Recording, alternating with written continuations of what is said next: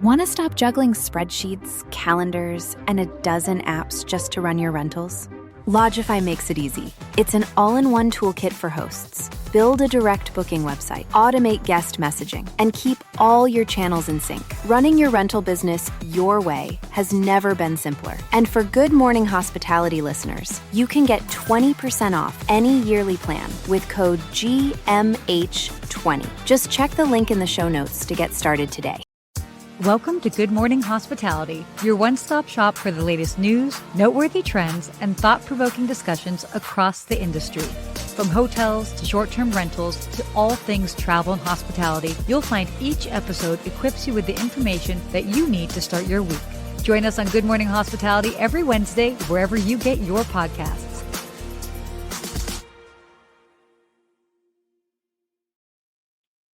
Good morning. Oh my God, Katie, what are you doing here? Oh my gosh, am I not Sarah? I'm not.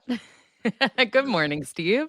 Good morning, Katie. Good to have you here. I love that you're filling in for Sarah. And I know that Sarah said she might be watching. So Sarah, good luck on your speech you're giving here in Miami right now.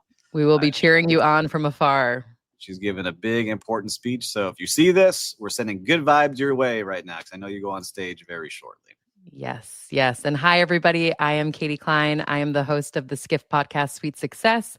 You might have seen me in Steve's chair a couple weeks ago with Sarah, both at Skift Global Forum and the week after. But Steve, it's nice to be back with you again. I know, it's very nice. And we were just talking backstage. Where are you coming live from? Why don't you tell our listeners, because we love to know where you're from right now. I am coming to you from New York City. It has officially become autumn here. Finally, the 80-degree days are gone and it's sweater weather. How about you? Same in Miami. It's 79 degrees, so everyone's got their ski jackets on, and I'm pulling out all of my winter wear that we get to wear a couple days a year, but it feels great. It's a nice time down here in Miami. It's like the best. This is where I love it. It's like that 75 in the evening with nice breezes, and you get to go for a walk and see the great sunsets and apple cider donuts, pumpkin flavored beers. These are, my favorite fall moments. That's right. And Trader Joe's, by the way. I don't know if you shop at Trader Joe's. Of course. Everything pumpkin. Everything pumpkin. Today. Every single thing they can put a pumpkin into is being served there right now. Honestly, I'm here for it. Yeah. And are you doing any travel coming up? I do. I'm off to Seattle next week, so I'm looking forward to that. I just had my second child 5 months ago, so it's been a little while since I've taken a trip, and a trip without the family as well. So I'm excited. What about you? A little break for the mom, Yeah. to work a little bit. Well, for me, I got some, and we're going to talk about this later in the show today. I'm going to Italy for the first time. I've never been, so I'm going to go over to Florence in a couple of weeks. So I'm excited about that. I can't believe you haven't been. You're going to love it. I'm so excited to go for a couple days, get to meet the general manager of a great hotel, which I'll talk about on our next show, because I want to interview him actually for a podcast to make it even more fun when I'm over there. Make some friends. So, a lot of good stuff going on. Oh, that's amazing. So you're going to Florence? Going to Florence. I said I'm going to stay in one area. I want to learn the city, go out to the city for a day. And I'm only going for it's kind of crazy. I'm only flying for I'm going for 4.5 days. Okay, that's a good amount of time. But our friend Sarah has inspired me, because she was going to Rome for a day and then flying to see the pyramids for a day, all in the same trip. I'm like, if she could do that, I could do this. So yeah, and I think, like you said, picking one place, staying there, getting under the hood, which to me means eating every pasta dish imaginable, drinking all of the wine, of course, would be an amazing time. Yeah, get some gelato, walk around, get lost, the adventure, and see some great hospitality. Well, we also have some great hospitality news to cover today. Should we get into it? Let's do it. Let's jump in. All right. So listeners and viewers, you always know that Sarah tees things off for us, and I'm going to jump in, and then Katie's going to jump in, and we'll see if we can fill her shoes. But our first story, it's a big one. So loyalty members by available room and who leads. So this is a new metric that the team at Skift has put together. So Sean O'Neill did the reporting on this. And it is the members by available room. So not total members. They're trying to figure out members by available room. And it shows that we always talk about Marriott and Hilton and Hyatt competing against each other for the supremacy of who has the most members. But when you break it down by this metric, there's a whole new player in this, and it's H World. And I didn't know much about H World, but they have 243 members per available room.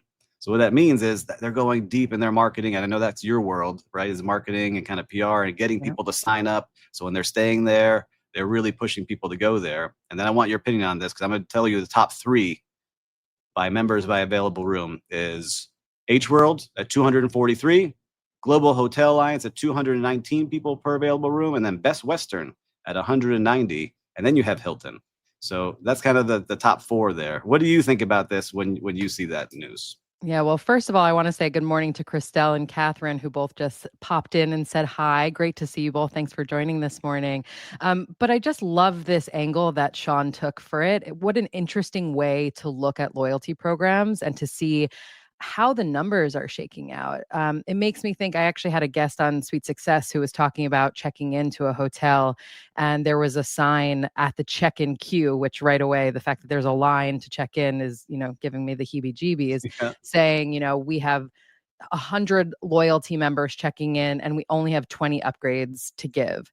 So in one regard, maybe managing expectations, but in the other, it does make you think, if you have this many members per room, where are the perks? What is the reason to be a part of that loyalty program? That's exactly right. It's a good question.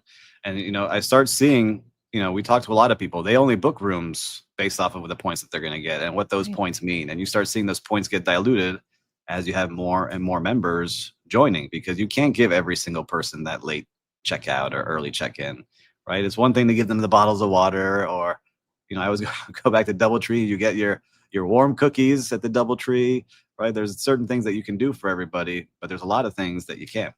And it starts to become also a problem for hotel owners, because I talked to some hotel owners that are part of brands like, man, these people that are booking with points, I get that I have to have them here, but I'm not getting the full rate that I would get with others that are booking. So it's kind of like this catch-22 on both sides. Right. And making them happy. If the expectation of being a triple platinum, whatever member is you're going to have the red carpet rolled out for you, but they actually don't have the space to give you the upgrade and the perks that you're looking for, are you going to have a worse hotel experience? And, looking at these numbers, Sean also broke down the membership ranked by the absolute size of the loyalty program as well. Touch on that, because there was one surprising to me there too. Me too. I actually have to say my former employer, Marriott, they really stood out to me in a very positive way. They were number 9 on loyalty members by available room, so fairly lower down onto the list, but number 2 in the size of their program. So meaning they have the number 2 amount of members, yet they have so many rooms that they're able to kind of spread that love a little bit more. So, could be an interesting way to consider which program you want to be a part of.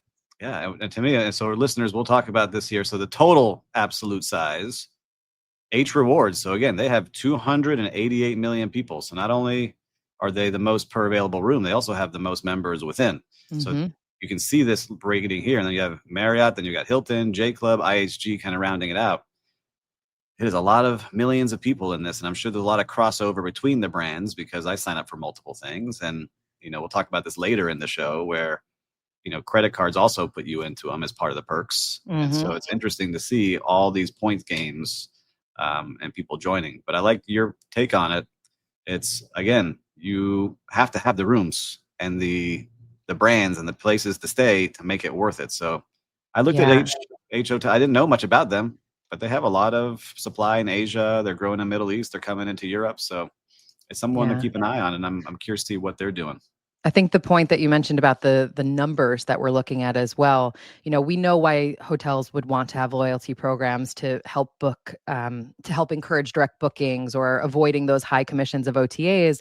But Sean mentioned in the article, the average member booked just one night, which is down from 1.1 the year prior and very shy of the 1.8 nights peak, which was hit in 2016.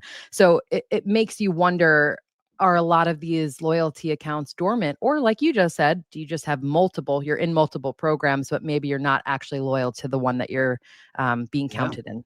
And so I'm a little bit different. Like, I'm in multiple, but I book through what my American Express card gives me, right? So I'll look and see what's available. I like to use those points that then go into my Hilton's or Marriott or whatever brand it might be, because you have a place to plug in those numbers and I'm getting double points. So for me, it's a whole game to learn. But it's interesting to see how they're doing it. But you're right. Hundreds of million people. That's a lot of eyeballs. It's a lot of people that you can move around into places and fill those things. That's how you're getting all these soft brands too that we talked about last show. Why join us off brand? Because you're going to get access to these hundreds of millions of people that are looking to book places. But I'm curious to see how this all shapes out as more and more people get competitive. Likewise. Should we move on to our next article? I think so. Let's do it. Okay. Next one is called Squatter Scare for Short-Term Rental Hosts in France. Hype or reality? And this was an interesting one. It talked about media stories, particularly in France, about Airbnb squatters, of course, making for viral headlines. But really, the data and the legal nuance is really very rare. If still unnerving for hosts. So I thought this was an interesting one. Everyone loves a headline these days. Yep. But really, is there validity to the argument? What did you think? Well, I'll say this. I was laughing as I read this, and I know it's we like the headline. It's almost like searching for Bigfoot, right? It's like, oh, he's out there somewhere. That's a good the headline. You see that blurry picture from the 70s. I've been hosting through our company, Tangy Management and Vita Stay now 10 years. We've hosted thousands and thousands and thousands of people. I've never had that happen in any one of our homes. Knock on wood, everyone. We've had some issues with parties. We've had some people with breaking rules. We've had all different kind of things, but never someone saying, hey, I'm not leaving. And so I know that the article references that too, where the team from Airbnb said, look, in the ultra rare case that this happens, they're on it. Yeah. And they help make things better. And I can say that they've also helped me when we've had certain situations, and they've been great partners. When we do have issues, they step up and help. I know there's been a lot of things that hosts say like Airbnb doesn't help, but when I've had tough issues, they step in more than some of the other partners like Vrbo or Hopper or Booking.com, right? There's all the different channels. So I like seeing it, but what I do like seeing in this article too, as well, was saying this is going to happen more when you have long-term tenants, because it's even harder to get the long-term tenant out. If they're there for 2 years and just decide they're not going to pay rent anymore, a lot of countries and states and cities have laws that prevent you from just throwing people out on the street, where in short-term rental, you can make things happen and get out there. So exactly. That was where my head first went. And I was glad the journalist went there as well. Living here in New York City, it's known to be not the most landlord friendly of cities. And I remember when we were renting this apartment that we currently own, it had sat vacant for a little while before we were able to rent it, which was convenient because we were moving back from the UK. So we were only able to see it when we were able to see it. And what the landlord told us was they had issues in their other buildings with squatters, with people not paying rent, with people just staying. So to me, I see it much more as a long-term rental issue as opposed to a short-term rental issue. But I do think this fear mongering, it impacts us as hosts. Like you were saying, Steve, it is something always in the back of our mind, just like when hosts are like, I don't want to allow pets because what if a dog goes to the bathroom in my property or, gets their hair on my couch? Like, it's almost all the what ifs that can drive us crazy, as opposed to like, let's look at the data, let's look at the numbers and see if this is reality or just clickbait. Yes. And look, there's things that do happen, but it also happens in hotels, right? Yes. Like these things happen. And so that's what I tell new hosts when I talk to them is be prepared. People are going to treat your home as a place that they're staying. Not everyone treats it the same. Everyone treats their home differently. So you have to be prepared for that. But there's a lot of ways to fix things. And if you have a good team, they'll fix those things. So I also tell people in the short-term rental, we can actually keep your place better because we're in it multiple times a week, touching things up, fixing things, being able to see if there's an issue with the AC or there is that leak that they're just ignoring over a year because they don't want to deal with someone coming in. So I think that should be the headline. Will, back production. We're going to clip this. We'll send this over. We'll make this the story. That you actually get a better care of your property when you do short-term versus long-term. Yeah, I think about that. One of my properties is in a more suburban neighborhood, and we've had a little bit of issues with opinions from neighbors. And sometimes I just want to say to them, guys, depending on who moved into this house, would you have someone who had landscaping there every single week to make sure the lawn was cut perfectly, to keep that house in like tip-top shape? There are real pros to having a short-term rental there as well. Yep. And we tell the neighbors too, that's a good point.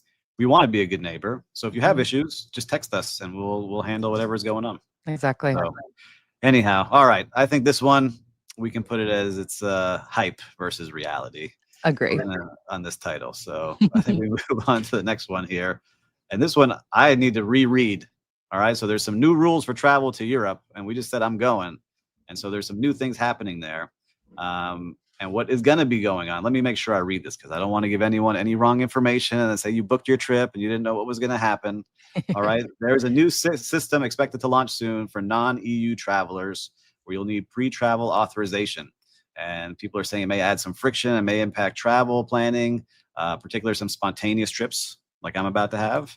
And so what they're doing is really getting all your biometric features, I guess, when you come in. So they're scanning you, they're making sure they have a big registry. And if you deny this, you can't get in. And so it's going to be for 27 or 29 countries in the EU. And the only ones that are going to be out, I think they said it was Ireland and one other. I forgot which one they were saying. But what do you think about this as you start traveling and I'm preparing my trip? Do you think this is going to impact anything really? Or is it just, hey, you pay the extra fee and you get scanned and you walk in? I think it's interesting the fact that travelers who refuse to share their biometric data will be denied entry. I could see ruffling a few particularly American feathers. But I think like anything, it's new right now and we'll get used to it as the new normal. I grieve the loss of passport stamps. It's something that I have grieved for a long time. I am lucky to have dual citizenship with Ireland. So when I was living in the UK, I was living there as an Irish citizen and traveling on my Irish passport. So I haven't had passport stamps in a long time, sadly, because of the amazing open borders within the EU. But that is something sad. I loved collecting stamps and looking back on trips. And I do feel that's a shame that that's going away. Yeah, it's true. And I'm curious, Catherine, you said you're watching from Europe. What are you all hearing in Europe? We need some reporting on the ground over there. Yes. But I just went to Buenos Aires and you're right. I didn't get a stamp. I went looking for it and there was no stamp in there. They did everything electronically, it seemed like. But I did have to get my fingerprint scanned and take a picture. So, and we've got Will in the background saying he's not going to do it. Well, you're not going to Europe then, Will. They're not going to let you in. I don't know. I go back and forth on all this. Like we have the iPhones in our hand and I use the face unlock. So that's already there. My computer has my fingerprint to unlock the computer. That's everywhere. I don't think we can escape it at this point. I agree. You'd have to really go off grid intentionally. And then you'd miss traveling and seeing the world. And who wants to do that? Yeah, I don't know. So, but I do like seeing this too, where they're raising the price. And I'm curious how they use this fee because I know a lot of people in a lot of countries that we've talked about, like we talked about Spain, Italy is another one. There's too many tourists coming. And so they're trying to figure out a way to not have too many, which I don't think is an issue for a lot of people. You want people traveling to your country, but they're raising the rate from, they said €7 up to 20. Yeah. Pretty steep hike. A big hike. And I'm curious how they use that money. I hope it goes to do something to help the communities, to help people that are hosting people coming to the countries and exploring them. So let's see. I don't think that will affect too much. If I'm going, I'm already paying a lot on the flight and I'm paying for hotel. I don't think the extra, €17 or €13 is going to be a difference. Exactly. It's a big jump from where it was, but it's hopefully not to an unpalatable amount. If you want to go, and like you said, you're spending money on all those things anyway, it's just one more cost to factor in. Yep. All right. Well, we got to get there. And so, we can transition over to Delta and American Express. Exactly. You teed this up really well for us when we were talking about loyalty. So this article is Delta's Amex numbers show its growing bet on wealthy travelers, and really talks about how American Express has become so important to Delta Airlines. The airline increasingly is catering towards wealthier travelers, and its partnership with American Express is becoming super important for its bottom line. Steve, it sounds like you are a perfect example of this. I am. And I'm curious, listeners and viewers, tell me what credit card you use, because I'm always curious what you have in your wallet. So with me, it's always American Express that I like to put as much as I can on and use those points as much. But the price is going up. And with Delta, which is Sarah's favorite airline, I don't get to fly them that much because they're not based here out of Miami. But it just shows you the power that they're saying in this article of how many people on Delta fly that are in this wealthy category that American Express caters to. And I'm not saying I'm wealthy, but what they're saying is, I think they said 95% of their business comes from people making $100,000 or more. Yes. That's who's flying on Delta. And American Express is helping push that. And they got a crazy number from American Express where it generated, this at $7.5 billion annually for Delta, just that partnership, which is wild to see that happening. But Yeah, during the third quarter alone, Delta received about $2 billion from American Express, which is a 12% increase from the same time last year. I mean, really just showing the power of those numbers.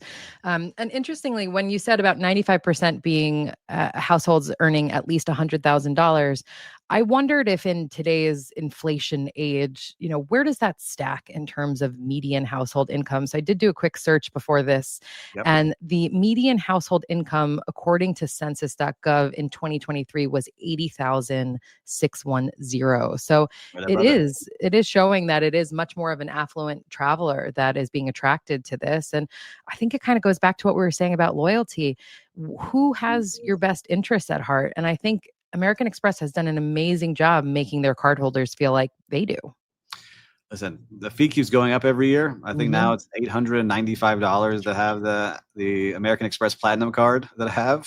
And I have one for business and for myself. So I'm paying, I'm sure, double. I have to go back and look.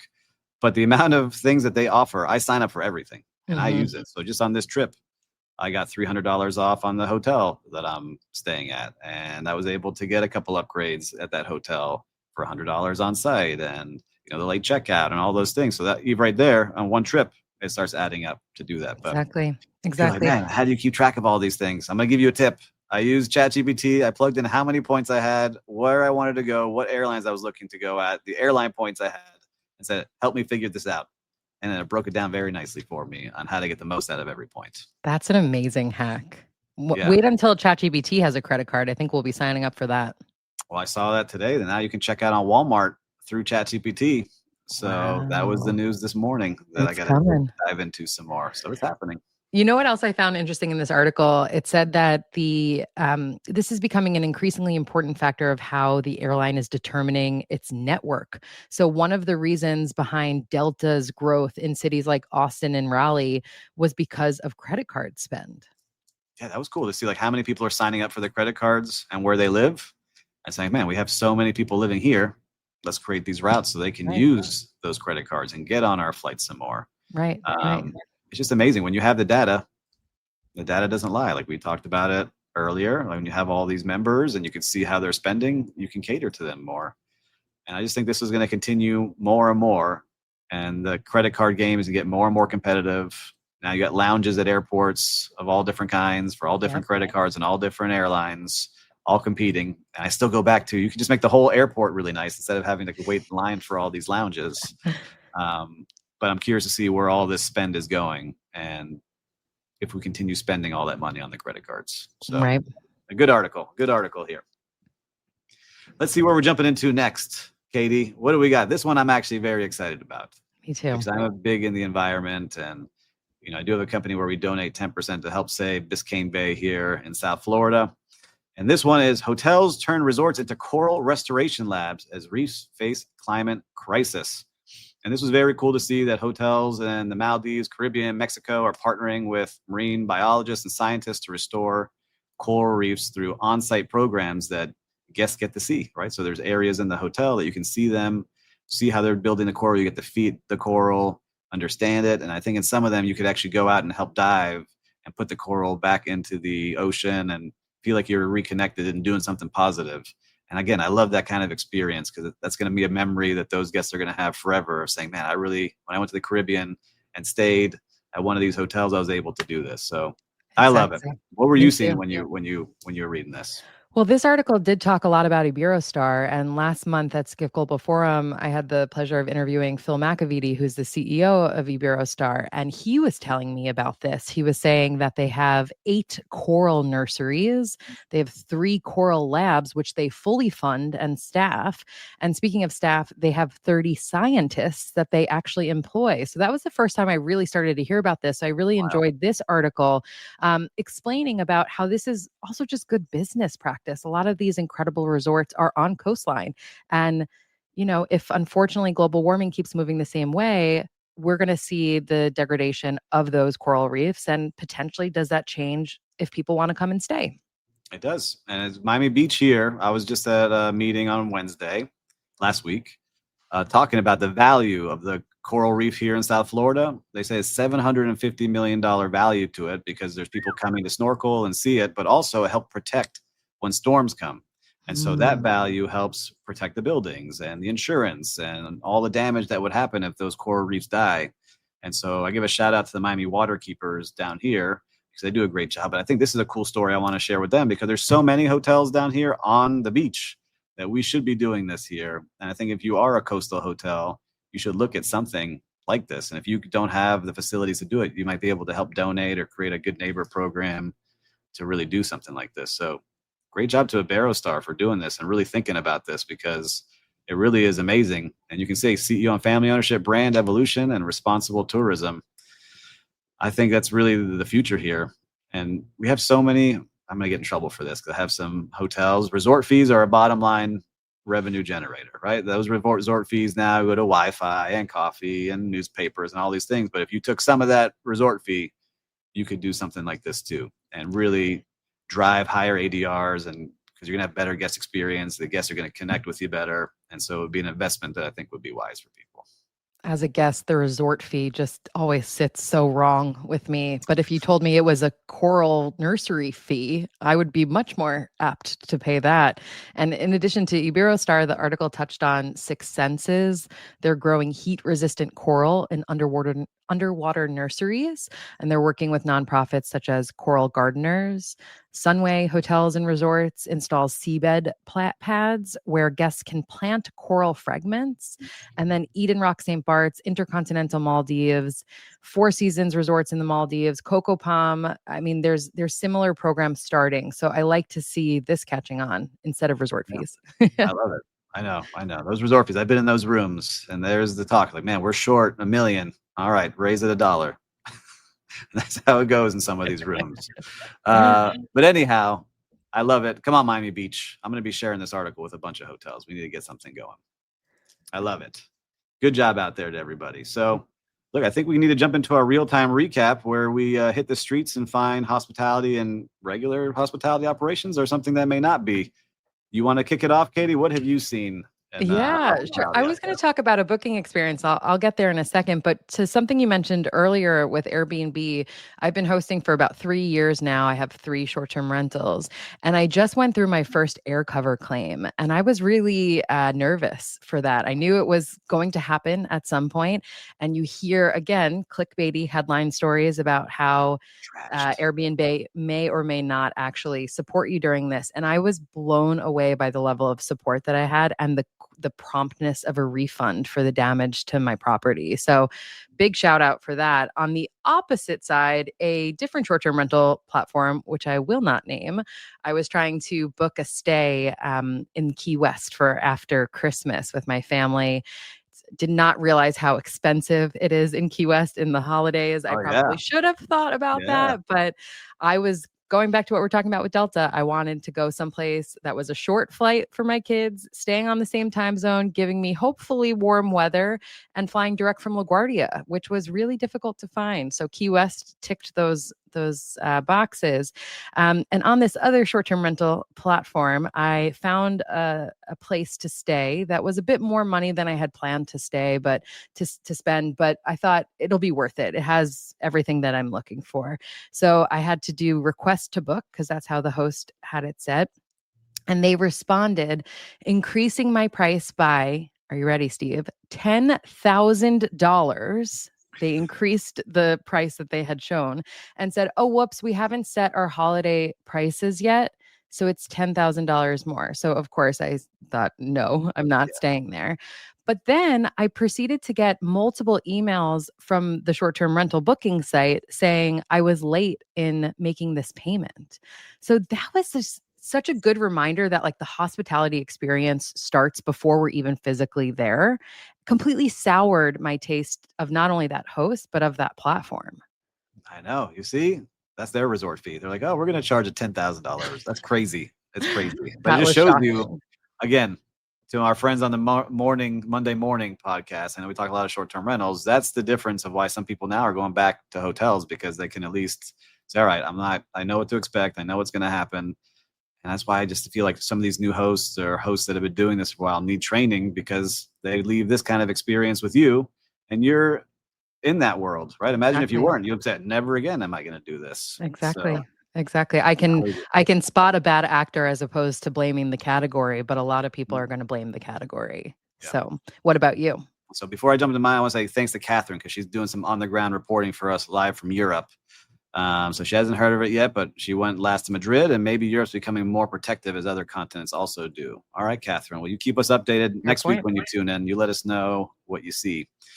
Well, for me, I got one. I went to a restaurant last night that I had never been to. I'm going to give them a shout out here in Miami Beach called Uchiko Sushi in the Sunset Harbor neighborhood. I'd never been there, and they were so gracious when you come in. Like the host asked me, have I ever been here? I said, no. I was like, oh, we're going to show you a fantastic time. Sat me down, and the server walked me through all their favorites on the menu. And like, shout out to this server because sometimes when you ask them for suggestions, servers go to what? The two most expensive items on the menu.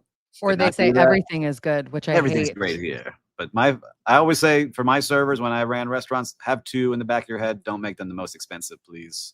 Right? And you go from there. But walk me through, chose some fantastic things, was very genuine, saw I was in a business conversation and would just poke in and see what I needed those times. Offered me to come back, gave me a little something to come back and enjoy. And I was just like, you know what? That was just, it could have been an easy business dinner, nothing special, but I remember the server, liked the vibe, food was awesome, and I was happy to pay and left and was home. So for me, that's the kind of best experience when you just kind of go out of your way when you know it's someone's first time there to really make sure they have a great time. So simple. Just to ask you the question, how many times have you gone into a restaurant and it's been your first time and no one's ever asked? Never. I mean, just a simple thing. And then to care, right? Care enough to be like, oh, I'm going to show this guy a great time when he's here. Right. I want to see Kate. Kate is a mom of two, and that equals Amazon Prime card for me. That's true too. I am also an Amazon Prime card holder. Agree on that one, Kate. I'm not. I got to see that. I have an Amazon Prime member. I spend a lot on there. So exactly. A lot of credit cards out there. A lot of decisions to make.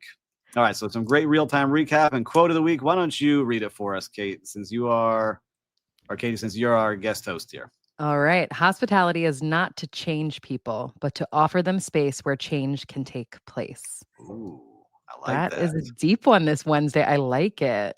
Yeah, we were going deep backstage and now ending deep with this quote. It's true. I think our Coral Reef story kind of talks about that, right? Like, we're not telling you to change, but we're going to show you things that might change your perspective, or you can get involved in different ways, or go recharge like I'm about to go recharge in a different country, right? So I was going to say your first trip to Italy, that is going to be really change taking place firsthand. Yeah. So let's see, hotel. Let's see if you can live up to the hype. But I'm excited for those things. And that's true. What's so magical about hospitality, which is awesome.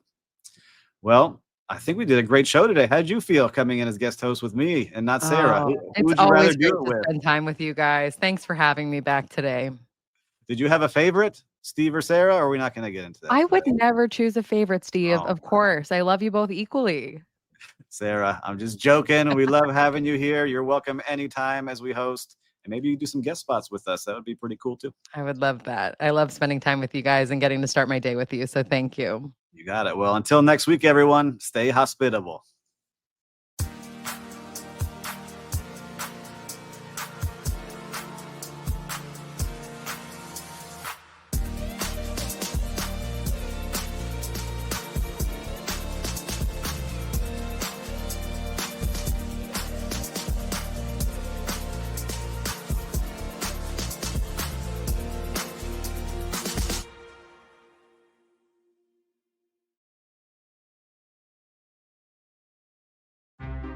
Want to stop juggling spreadsheets, calendars, and a dozen apps just to run your rentals?